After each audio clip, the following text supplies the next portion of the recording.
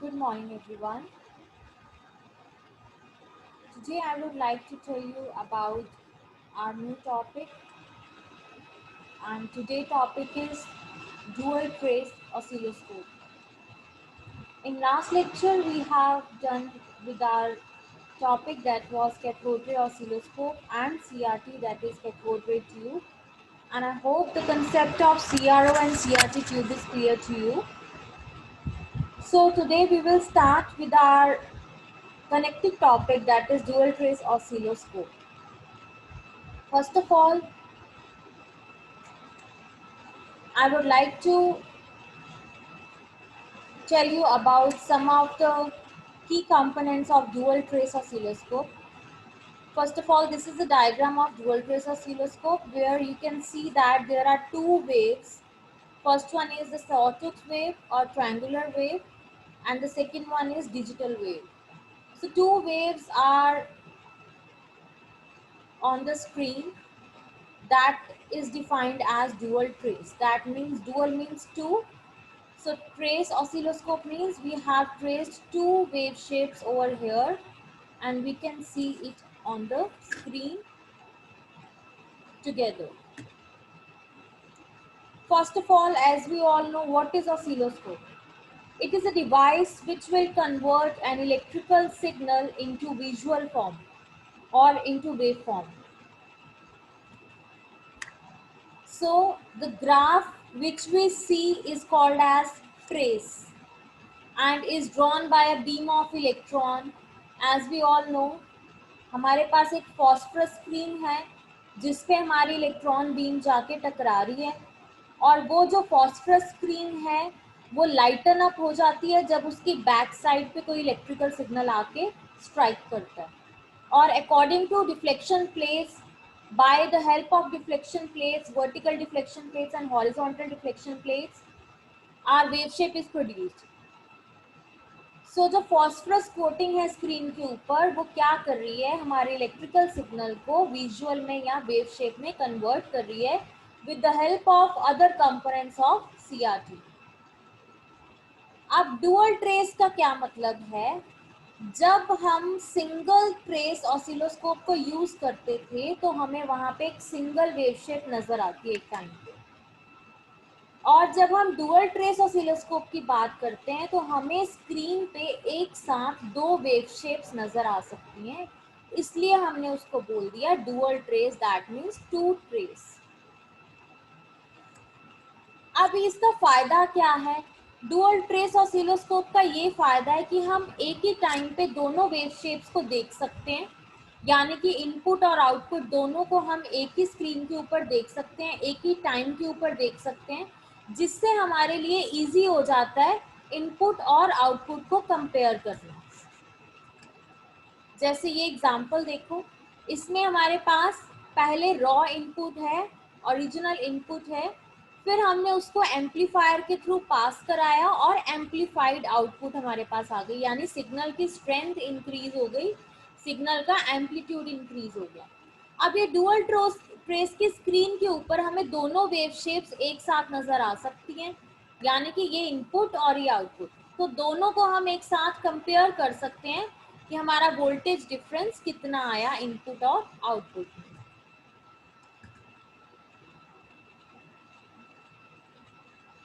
तो इस तरह से नजर आती है.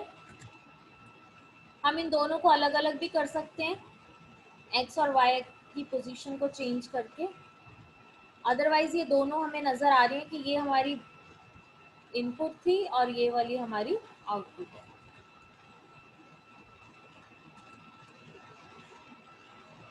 अब दो तरह के हमारे पास वर्ड्स आते हैं, दो तरह के वर्ड्स में आता है. एक आता है डुअल ट्रेस ऑसिलोस्कोप, जिसके बारे में मैं आपको बता रही हूँ.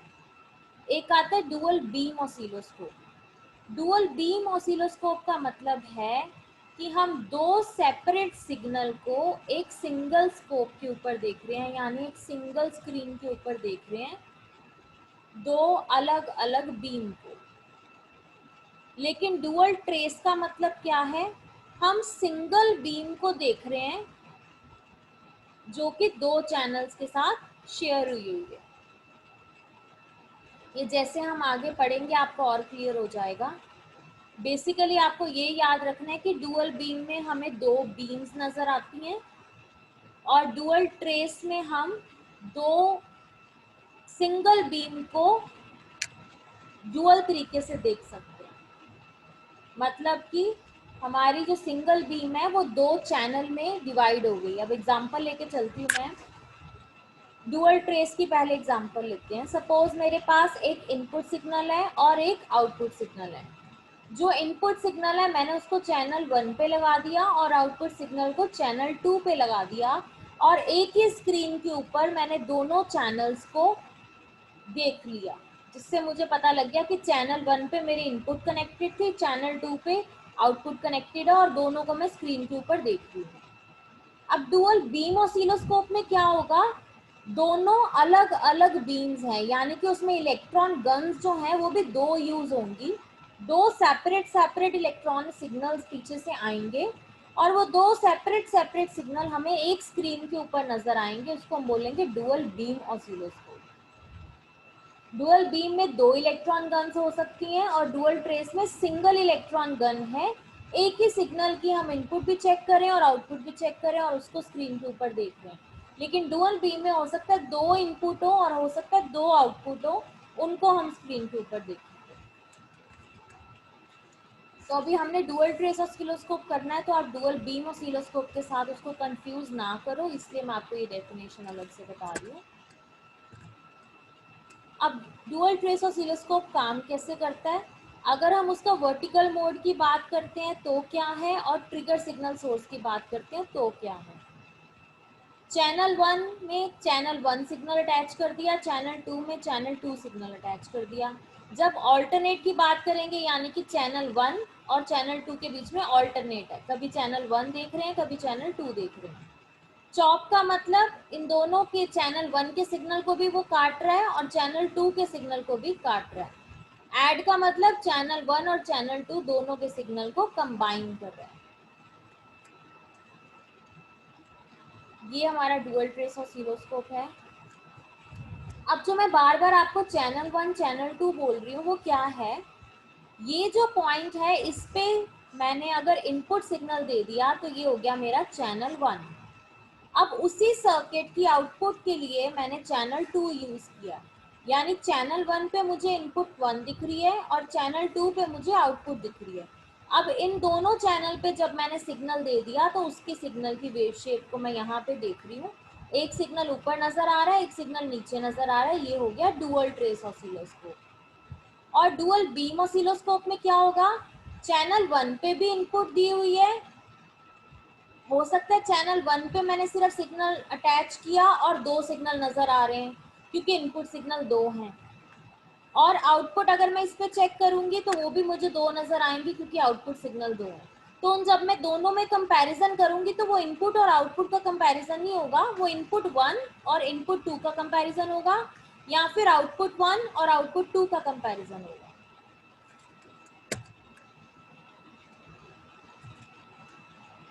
अब डुअल ट्रेस ऑसिलोस्कोप में दो वर्किंग मोड्स होते हैं, एक है ऑल्टरनेट मोड, एक है चॉप्ड मोड।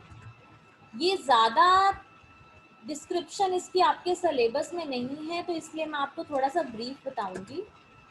ऑल्टरनेट मोड का मतलब पहले मैं चैनल 1 देख रही हूँ फिर मैं चैनल 2 देख रही हूँ। ऑल्टरनेट मतलब पहले ये है फिर ये है, इकट्ठे नहीं दोनों सिग्नल को मैं देख रही हूँ।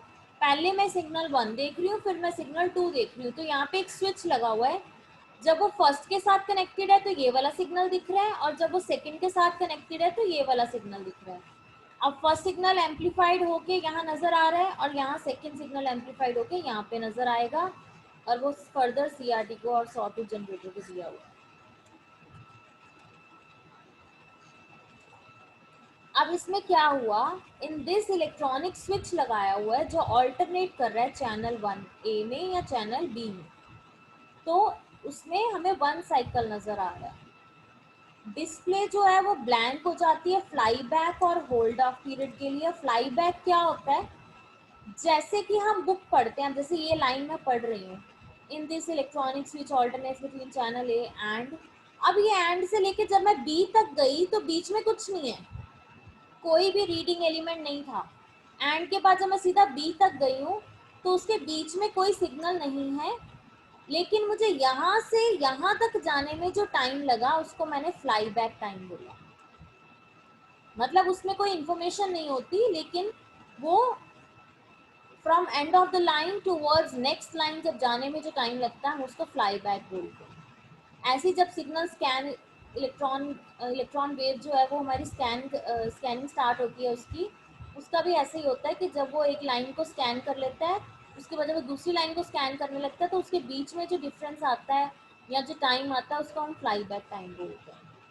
होल्ड ऑफ पीरियड होता है जो हमने एक ये पढ़ लिया उसके बाद हम यहाँ पे आ रहे हैं तो ये होल्ड ऑफ टाइम हो गया। या फिर आप बोल सकते हो अगर मैंने ये पूरा पेज पढ़ना है, यहाँ से जब मैं यहाँ गई तो ये फ्लाई बैक टाइम हुआ, फिर मैंने सारा पेज पढ़ लिया, यहाँ तक पढ़ लिया, अब इसके बाद दोबारा मुझे नेक्स्ट पेज के स्टार्टिंग में जाना है, तो ये जो टाइम है from last towards the beginning, इसको हम होल्ड ऑफ पीरियड बोल देते हैं। ठीक है। The screen will show a stable display of both the waveform at channel A and channel B.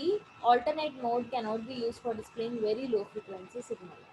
Alternate mode जो है वो बहुत लो फ्रिक्वेंसी सिग्नल अगर कोई होगा तो उसको वो डिटेक्ट नहीं कर पाता। अब आ जाता है चॉप्ड मोड। चॉप्ड मोड में क्या होता है, हमारे पास बहुत हाई फ्रिक्वेंसी सिग्नल आता है। तो चॉप्ड मोड में क्या होता है, हम पहले signal one, half signal one, half signal two, half signal one, half signal two, तो मतलब पूरा सिग्नल वन भी नहीं होगा और पूरा सिग्नल टू भी नहीं होगा, बीच में चॉप होता जाएगा। हाफ इसको लेंगे, हाफ इसको, फिर हाफ इसको, फिर हाफ इसको, फिर हाफ इसको और फिर हाफ इसको, उसको हम बोलते हैं चॉप्ड मोड। इस मोड में जो इलेक्ट्रॉनिक स्विच है वो फ्रीली मूव करता रहता है हाई फ्रिक्वेंसी की तरफ, जहाँ फ्रिक्वेंसी हाई है वहाँ पे वो मूव कर जाता है, अगर दूसरे सिग्नल की फ्रिक्वेंसी हाई होगी तो वो उधर मूव कर जाता है। तो रिजल्टेंट क्या होता है, स्मॉल सेगमेंट आ जाते हैं चैनल वन के, कुछ चैनल वन के सेगमेंट्स आ गए और कुछ चैनल टू के सेगमेंट्स आ गए, यानी कुछ चैनल ए के सेगमेंट आ गए और कुछ चैनल बी के सेगमेंट आ गए, उसको हम बोलते हैं चॉप्ड मोड। चॉप्ड मोड का जो चॉपिंग रेट है वो फास्टर होता है हॉरिजॉन्टल स्वीप रेट से। इसका एग्जांपल देखते हैं हम किस तरह से हमें सिग्नल शो हो रहा है। इसका मैं आपको दूसरी स्लाइड में दिखाती हूँ।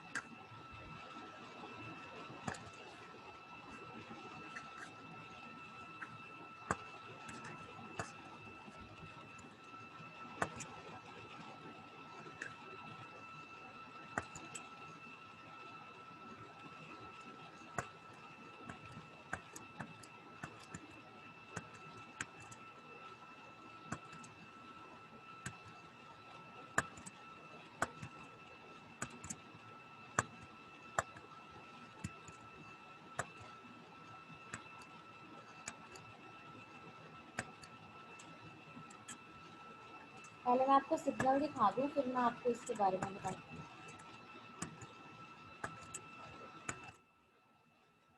ये है हमारा ऑल्टरनेट मोड का सिग्नल।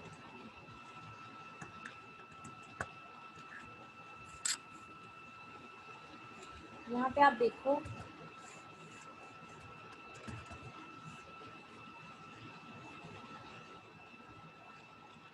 यहाँ पे आप देखो कि सिग्नल यहाँ से गया, जब वो वापस उसको पढ़ने में जो टाइम लगता है, यहाँ वेव को दोबारा स्कैन करने में जो टाइम लगता है, जो मैंने आपको अभी बताया था, ये फ्लाई बैक टाइम हो गया और ये होल्ड ऑफ टाइम हो गया। अब इसमें क्या हो रहा है, चैनल वन का सिग्नल ये है और चैनल टू का सिग्नल ये है, लेकिन हमारी आउटपुट कैसे आ रही है, ये चैनल वन का सिग्नल, उसके बाद ये चैनल टू का सिग्नल, फिर ये चैनल वन का सिग्नल और ये अगेन चैनल टू का सिग्नल। तो ऑल्टरनेट चल रहा है, चैनल वन फिर चैनल टू फिर चैनल वन फिर चैनल टू फिर चैनल वन, तो ये क्या हो गया हमारा ऑल्टरनेट मोड। अब चॉप्ड मोड में क्या हो रहा है, ये हमारा सिग्नल है। चॉप्ड मोड में क्या हो रहा है, पहले सिग्नल के भी सेगमेंट्स आ गए, दूसरे सिग्नल के भी सेगमेंट्स आ गए और चॉप्ड मोड में क्या हुआ, पहला सिग्नल और दूसरा सिग्नल दोनों को कंबाइन करके हमारा चॉप्ड मोड आया। मतलब कुछ सेगमेंट्स इसके और कुछ सेगमेंट्स इसके। इसमें आप देखो ये वाला जो सिग्नल है इसका फर्स्ट पार्ट है, फिर ये वाला पार्ट यहाँ पे ज्वाइंट हो गया, फिर ये वाला पार्ट यहाँ ज्वाइंट हुआ, फिर ये वाला पार्ट यहाँ ज्वाइंट हुआ, तो इस तरह से हमारी प्रॉपर वेव शेप बन गई। तो चॉप्ड मोड में क्या हुआ, हमारे पास कुछ सेगमेंट्स फर्स्ट वाले सिग्नल के होंगे, कुछ सेगमेंट सेकंड वाले सिग्नल के होंगे, तो इसको हम चॉप्ड मोड बोलेंगे। ऑल्टरनेट मोड में पूरा पूरा सिग्नल था, लेकिन इसमें हमने डिवाइड किया हुआ है उसको सेगमेंट्स में, छोटे छोटे पार्ट्स में सिग्नल को डिवाइड कर दिया। अब मैं आपको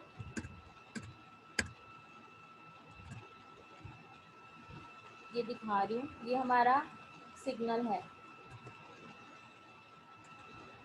सिंगल बीम ऑसिलोस्कोप को हम डुअल ट्रेस ऑसिलोस्कोप भी बोल देते हैं, और डुअल बीम ऑसिलोस्कोप अलग होता है। ये डुअल ट्रेस है, यहाँ चैनल 1 पे तो एक सिग्नल नजर आ रहा है, एक सिग्नल चैनल 2 पे नजर आ रहा है। In this oscilloscope, two separate vertical input channels are used. There are two common operating mode, alternate and chopped, जो मैंने आपको भी बता दिया। ये हमारा ब्लॉक डायग्राम है डुअल ट्रेस ऑसिलोस्कोप का। इसमें ये चैनल 1 का सिग्नल है, ये चैनल 2 का सिग्नल है। अगर चैनल 1 सिग्नल को अटेन्युएशन चाहिए ताकि वो पूरी स्क्रीन के ऊपर आ जाए तो वो अटेन्युएट हो जाएगा। अगर उसको एम्पलीफाई करना है तो प्री एम्पलीफायर चाहिए तो वो सिग्नल बढ़ जाएगा। उसके लेवल पे डिपेंड करता है कि उसको अटेन्युएशन की ज़रूरत है या एम्पलीफायर की। यहाँ पे भी सेम चीज़। अब जब सिग्नल यहाँ पे आया तो वो स्विच 1 इसके साथ कनेक्टेड हो गया, यानी कि अब सिग्नल हमारा 1 कनेक्टेड है, चैनल 1 कनेक्टेड है। यहाँ इलेक्ट्रॉनिक स्विच लगा हुआ है। उसके बाद डिले सर्किट लगा हुआ है कि अगर हमारे सिग्नल में डिले की ज़रूरत है देन वर्टिकल एम्पलीफायर लगा है। हमने सीआरटी के डायग्राम में भी, सीआरओ के ब्लॉक डायग्राम में भी किया था कि हम डिले सर्किट ऐड करते हैं ताकि हमारा सिग्नल वर्टिकल एम्पलीफायर के बाद थोड़ा सा डिले ऐड करे और हॉरिजॉन्टल और वर्टिकल एम्पलीफायर दोनों इकट्ठे ही पहुंचे। इस वजह से आप देखो सिर्फ वर्टिकल सर्किट में हमारे पास डिले सर्किट है, हॉरिजॉन्टल वाली साइड पे डिले सर्किट नहीं है। तो जब चैनल 2 की बात करते हैं वो हॉरिजॉन्टल के साथ अटैच है, जिसमें क्या हुआ, ट्रिगर सर्किट आ गया, टाइम बेस्ड जनरेटर आ गया जिसने सॉटूथ वेव को जनरेट किया, और हॉरिजॉन्टल एम्पलीफायर आ गया। तो बेसिकली सिर्फ यहाँ पे एक स्विच ऐड हुआ है, बाकी सारा आपका सीआरओ वाला डायग्राम है। तो ये हमारा मेन डायग्राम है डुअल ट्रेस ऑसिलोस्कोप का। आपकी बुक में भी यही वाला डायग्राम बना हुआ है। ये है डुअल बीम का। डुअल बीम में देखो क्या हो रहा है, चैनल 1 और चैनल 2, यानी सॉरी सिग्नल 1 और सिग्नल 2, हमारे पास दो सिग्नल है वर्टिकल एम्पलीफायर के लिए। यहाँ पे सिग्नल एक ही था, पहले वो अपर पार्ट शो कर रहा है फिर वो लोअर पार्ट शो कर रहा है। यहाँ पे सिग्नल ही दो हैं, ठीक है, तो वो डुअल बीम हो गया। अब ये देखो डुअल बीम में हमारे पास डबल गन यूज होती है, इलेक्ट्रॉन गन जो है वो दो होती है। ये ऑल्टरनेट मोड और चॉप्ड मोड मैंने आपको बता दिया अभी।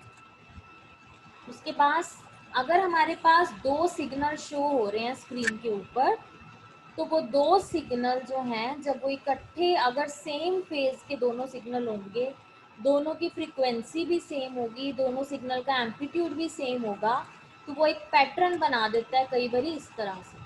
इसको हम लिसैजियस फिगर्स बोलते हैं। अगर सिग्नल 1 का A1 लेवल है और 2 सिग्नल का 2 लेवल है तो इस तरह से बनेगा, 3 और 2 है तो इस तरह से, 3 4 है तो इस तरह से। मतलब दोनों वेव शेप जब हम एक साथ देखते हैं एक बीम के ऊपर, एक स्क्रीन के ऊपर, तो वो कुछ इस तरह से पैटर्न बना देती है जिसको हम लिसैजियस पैटर्न बोलते हैं, लिसैजियस फिगर बोलते हैं।